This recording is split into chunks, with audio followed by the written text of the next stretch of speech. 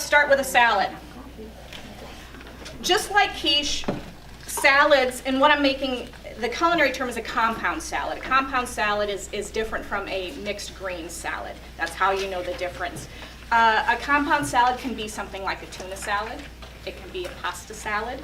It can be the grain salad and kale salad that we're going to make today. The great thing about compound salads is it can be a one-dish meal. If you add beans, if you add grains, you can put a piece of meat or fish on it. It's a way to use up the odds and end veggies again in your refrigerator, just like we talked about with the quiche. And a compound salad is an excellent way to get colors and flavors and textures and spices into your food and to introduce your little ones to all of that. This kale salad that I'm going to make, kids may, especially toddlers, right, may turn up their nose to this when they see all of this, but you know what? They might eat the tomatoes out of it. They might eat the carrots and the cucumbers. And it gives you a great opportunity to talk about all of these different foods and all of these different flavors. So go back to third grade. What are your tastes? What is it? Salty, sweet, bitter, right? Sour. Is that all of them? Spicy. Spicy. And then what's the other one? The umami. Is that the right? Is that the right? That's where you get. That's that earthy flavor that you get from mushrooms and things. So generally speaking, when you cook, you want to try to hit as many of those as you can.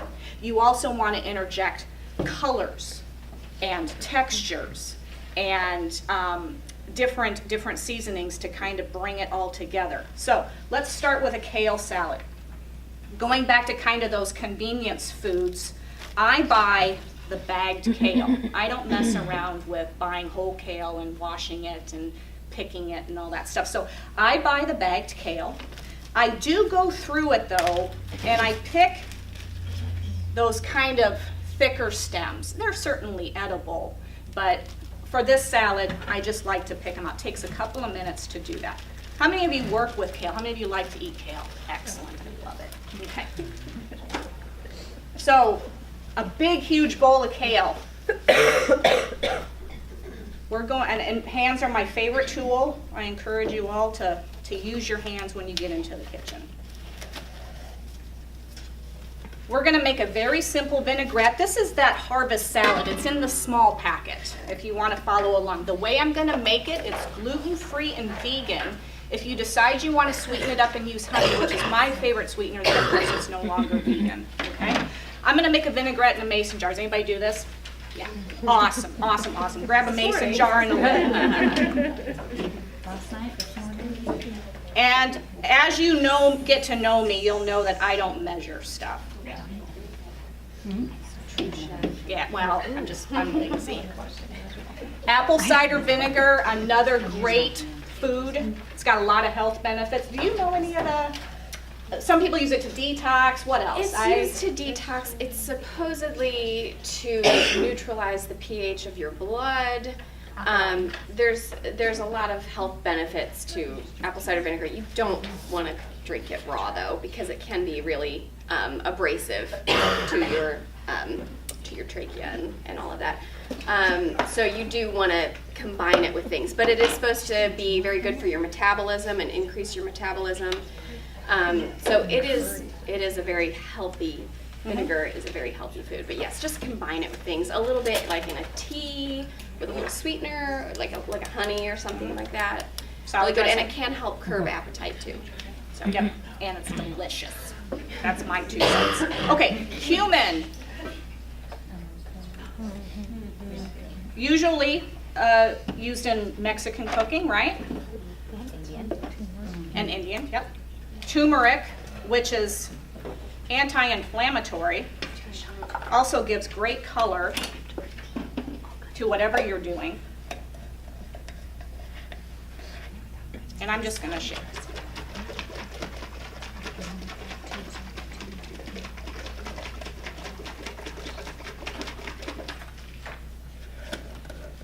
We'll start with a little, we'll add more if we need to.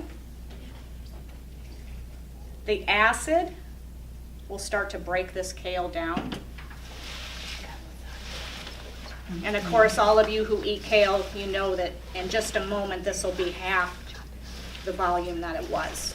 And this is really great for kale when you're eating kale, because a lot of the nutrients that are in kale they're a little bit hard to digest. It's hard to get the nutrients out of the kale. So you really, when you're doing raw kale that's not worked like this, you really have to chew to be able to get all those nutrients out. Yes? So one thing I do with my kale for like my daughter, she's 3, and she'll eat it, but I pulse it in the food processor with the salad dressing. Yeah. So then that way it breaks it down more and it's easier for food. Yes, Excellent. easier to get all the nutrients and to digest it, yes. But it's probably, I would call kale like the healthiest thing you can eat pretty much. When you think about the nutrient density. So like, and that's something that I put in the booklet, is to try to think about food a little bit differently and think about food as fuel and as nutrients. And when you look at the nutrient density of something, so how much nutrients does it have per calorie? Okay? Kale is way up there. It's a cruciferous vegetable. All of the cruciferous vegetables like broccoli, radishes, cauliflower, watercress, bok choy, those are all cruciferous vegetables, and they're extremely healthy for you. They're full of antioxidants, full of vitamins. So as much of those types of things as you can put into your diet, the better. And I didn't grow up eating greens, so I have a hard time eating greens. I don't like collards or Swiss chard. Kale is a stretch for me. But if it's prepared in the best way, you like it. And I think a lot of folks that say, I don't like this or I don't like that, they just have never had it prepared in its optimal way. So if there is a food that you don't like, I encourage you to try a different cooking method and see if you like it more. For example, broccoli and Brussels sprouts and cauliflower, I love it roasted. But boiling it or steaming it, it's awful, isn't it? It really takes the bitterness down, because I think in a lot of cruciferous vegetables, there's a bitter taste to a lot of cruciferous vegetables, and when you roast it, like specifically cauliflower too, it really reduces the bitterness.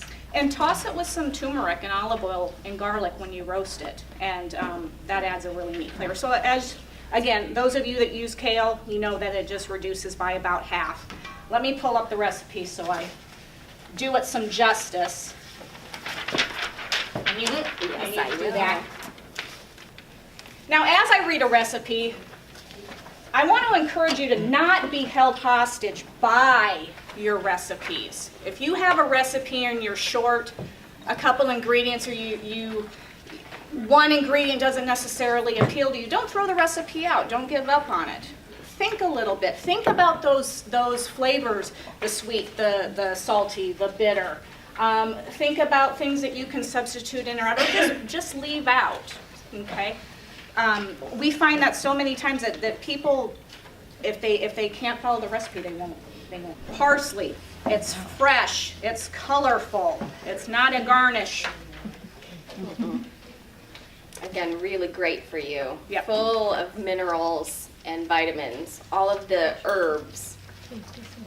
And notice I pulled up the recipe, but I'm not even looking at it. Did anybody pick up on that?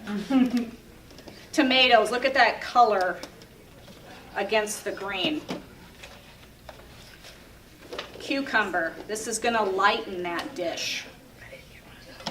Tricolored peppers. Here's your crunch and a little bit of earthiness.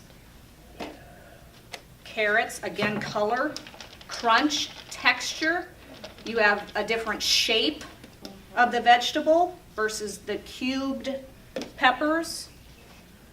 And all of those, the colors usually pretty represent that different types of vitamins and minerals and things. And the yellows and the reds, you've got the carotenoids. So you want to get a lot of variety in the colors of your food, because that's kind of telling you that you're getting a variety of nutrients. So we have the bitter of the kale, sweet of the raisins. We have kind of that earthiness, that umami of the quinoa. Have some acidity from the vinegar. We're gonna have some more acidity with the lemons.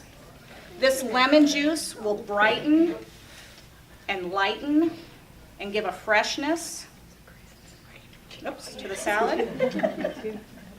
Quinoa is a really wonderful grain because it actually has a lot of protein in it, and it's a whole grain, and it's basically the seed.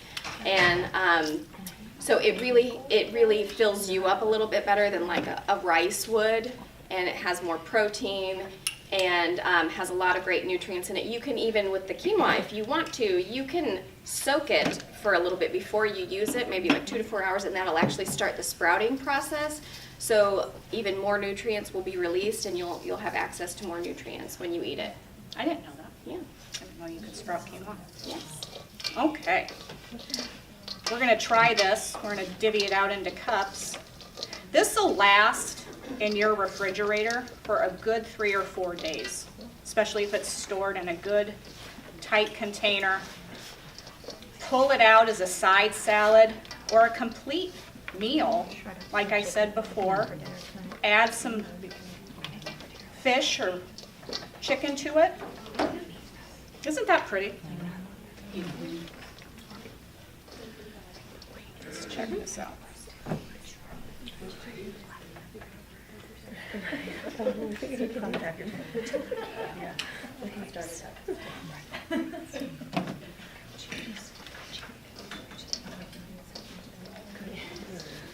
This is where you're so good, Jen. She knows just how to like pick something out and go, yep, it needs a little bit more of this.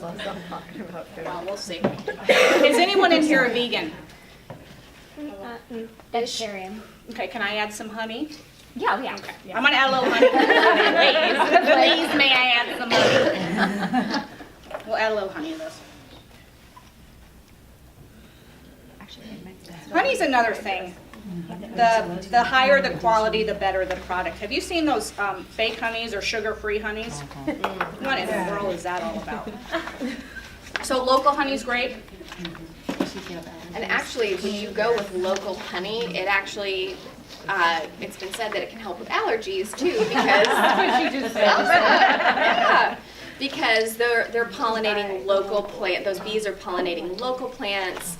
You know, those are the pollens that you're exposed to, are all the local pollens. So it is supposed to help with allergies when you eat